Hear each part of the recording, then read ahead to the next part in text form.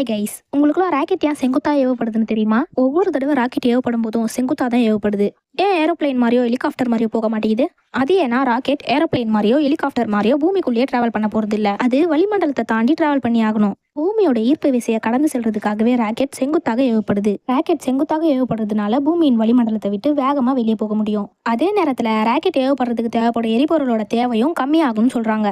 என்னதான் ராக்கெட் செங்குத்தாக ஏவப்பட்டாலும் தனது இலக்கு அடைய சில நொடிகள் சாய்வான பாதையை தேர்ந்தெடுக்கும்னு சொல்றாங்க. ராக்கெட் ஏவப்படுறதுக்கு அதோட எடையை விட அதிகமான விசை தேவைப்படுது. ராக்கெட் செங்குத்தாக ஏவப்படும் போதுதான் அதோட விசை முழுவதுமாக புவி ஈர்ப்புக்கு எதிராக செயல்படும். அதனாலதான் ராக்கெட் செங்குத்தா ஏவப்படுது. ஒருவேளை ராக்கெட்டும் விமானத்தை போலவே சாய்வான நிலையில ஏவப்பட்டா ராக்கெட்டோட வேகமும் குறையும், எரிபொருள் தேவையும் அதிகரிக்கும்னு சொல்றாங்க. ராக்கெட் ஒரு குறிப்பிட்ட வேகத்துல போனாதான் நம்ம பூமியை விட்டு எஸ்கேப் ஆக முடியும். அதாவது நம்ம பூமியோட வளிமண்டலத்தை தாண்ட முடியும். அப்படி வேகம் கம்மியாச்சுன்னா ராக்கெட்டால நம்ம பூமியோட வளிமண்டலத்தை தாண்ட முடியாது. இதனாலதான் ராக்கெட் விமானத்தை போல சாய்வான முறையில ஏவப்படுறது இல்ல.